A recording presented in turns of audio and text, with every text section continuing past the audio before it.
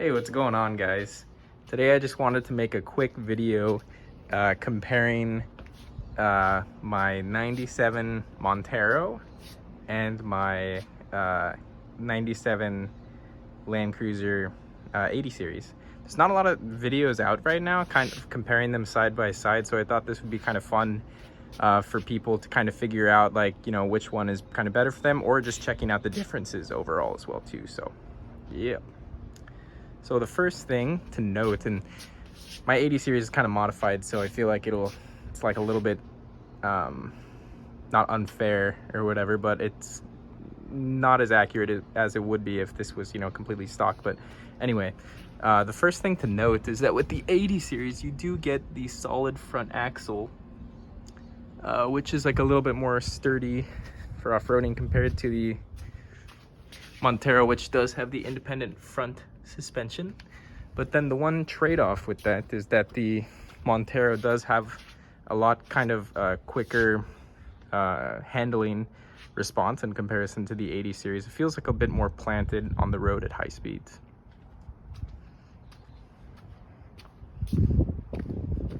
The Montero did come with a tire carrier on the back from the factory, which is pretty nice. And I think the fuel tank is right there underneath where the LandCruiser. The tire carrier was underneath right here, but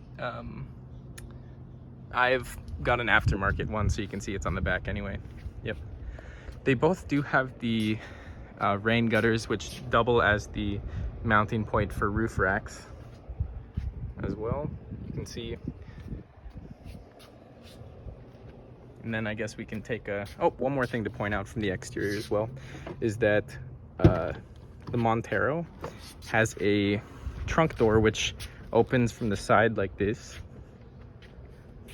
And then one thing to note as well too is that the third row seats are the same between the Montero and the LandCruiser, in that they're mounted up to the side like this.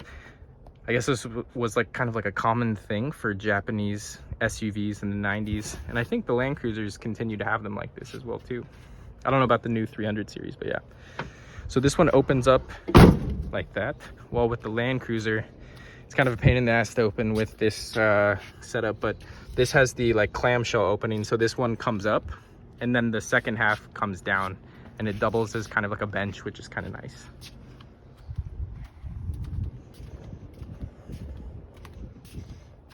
So overall, the Montero is just a slightly smaller vehicle. So it's a little bit better for daily driving.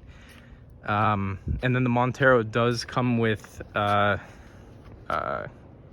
like optional two-wheel drive versus four-wheel drive. So you can just drive it in rear-wheel drive, which is nice for gas mileage.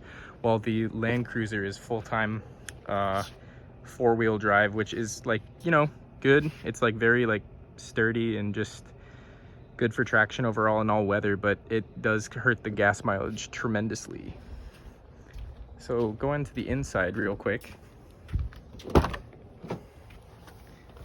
So overall, the one thing that I would point out with the Montero is it comes with a lot of cool kind of, like, I don't have a better term for it, but it comes with a lot of cool little gizmos. For example, this is actually a compass, this one right here. Oil pressure, and then battery voltage, which is kind of random. I don't think people need to monitor their battery voltage too often, but this has it. Also, do I have the cue? No, I don't. Anyway, so the dash lights here, it's kind of a cool little thing. You can actually see where the power is going to for each wheel, like if you have it in rear wheel drive or all wheel drive, if the center diff is locked, or if the rear diff is locked. And then the other cool thing is that this car did come with a factory rear differential locker, which is an air locker. And one of my other videos, I kind of mentioned how it's a little bit unique compared to the like Toyota lockers, which are e-lockers. So that's a little bit unique, pretty cool. What else? And then this also came with a huge sunroof from the factory as well too, which is not located. So from the driver's perspective, it's not above your head. It's actually from the second row and behind. And then the reason for this is apparently that I guess like in Africa or whatever, they would use these sunroofs to like film, you know, animals or like, or I don't know, other activities. I don't want to say like shoot animals or whatever, but you know, whoever wanted to stand out of the second row and have their head coming out of the sunroof, I guess. It was just multi-use. Well, with the LandCruiser, it was just over the driver and passenger seat up here. Just more like traditional sunroof kind of. But yeah, overall the fit and finish is really nice. It definitely feels a lot smaller in here than the LandCruiser, but yeah.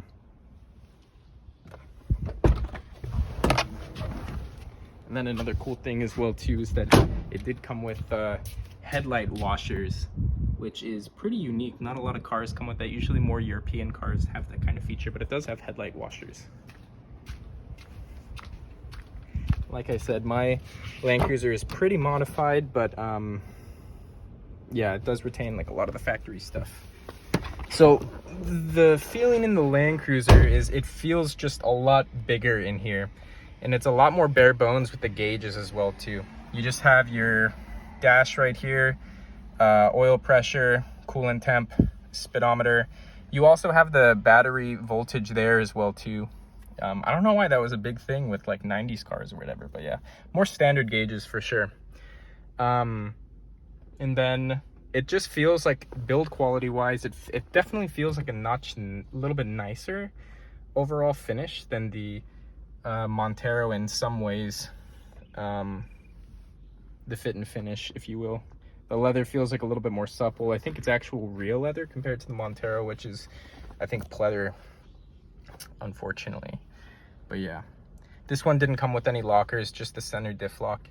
And then there was no kind of fancy lights up here on the dash to kind of show, you know, like, you know, which wheels were like engaged or whatever. It does show like when the center diff is locked. And then if you did get one with the front and rear lockers, it would show that as well too when they are engaged. But overall, it just feels a little bit more supple. Definitely feels bigger in here for sure. But then the huge trade-off is the gas mileage. This thing is just atrocious. It gets, especially like, you know, lifted with the extra weight of the front and rear bumpers, I think it gets like somewhere between like 11 and 13 miles per gallon, while the Montero gets, I think, about 19 on the freeway, which is pretty decent, you know, considering it's like an older car. But yeah, so here, you know what, I'll just pop the hood real quick. So engine wise, and I think this is the last thing I'll touch on. Engine wise, the LandCruiser, this is a big, relatively big difference. So the LandCruiser comes with an inline 6, a huge inline 6. So it's very, very reliable, as everybody knows. It's not particularly fast, but it does have a lot of torque. So you're trading gas mileage and, like, you know, speed for an engine that's just super, super reliable. This one's about 236,000 miles, and I don't think the head gasket's ever been replaced. It had a valve cover gasket done not too long ago, but just running super great. This particular car or vehicle, I changed all the cooling stuff. It has a new water pump, new fan clutch, new radiator, all new hoses, so it's running great right now. Okay, close this. Super hot. And then I'll pop the hood on the Montero real quick. And I just picked this up as well too, so we're working on getting it all cleaned up nice.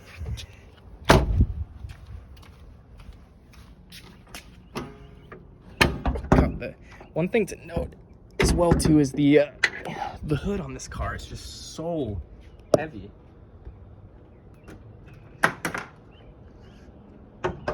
Okay, ooh, that was hot. Okay, yeah, so this has a V6, which definitely feels like a lot more kind of like punchy. I think it has something to do with the fact that it does have smaller tires as well too, and it can be in rear wheel drive, but it feels a lot more punchy. And I don't know what the horsepower figures are or whatever, but it definitely has a kind of like better feeling engine overall. Like when you're merging onto the freeway and you aren't like, you know, too worried about like having to like accelerate in front of semis or whatever, you can kind of, you know, merge on a little bit easier, which is good. Had some work done to it, but overall this one's super good condition. I think it has about 92,000 miles on it, so a lot more life left in this baby, which is good. If I had to pick one though, overall, let me put this back down real quick.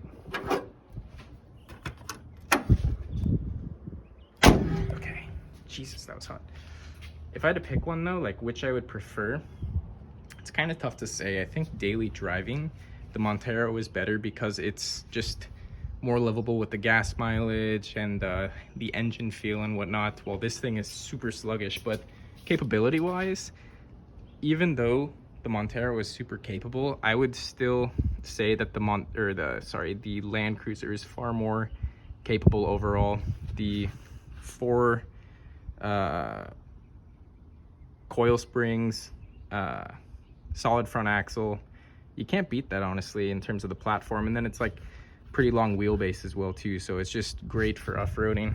But you know, people do up the Monteros as well too, but the fact that it's IFS is a little bit of a hindrance in terms of like total capability, but people do build them up. So either way, I think it's a lot easier to find an 80 series right now. The prices are a lot higher, but there are a lot more on the market compared to Monteros. It was pretty difficult to find this one. There aren't a whole lot on the market, and they're kind of going under people's radars for the most part right now, so the prices aren't, you know, super inflated like these guys. But I think overall, I'd have to say that the Montero is a lot more livable from a daily driver perspective. This thing, it just looks super classic and nice, but yeah, the gas mileage is just rough. But yeah, if you can get over that, I think this might be a better option for a lot of people. But yeah, both great cars, and definitely recommend both. Cool. All right guys, I hope there was some good information in this video, but might have just been rambling a lot. Either way, I hope you got a good feel for kind of like the differences between these two cars. Cool. Later.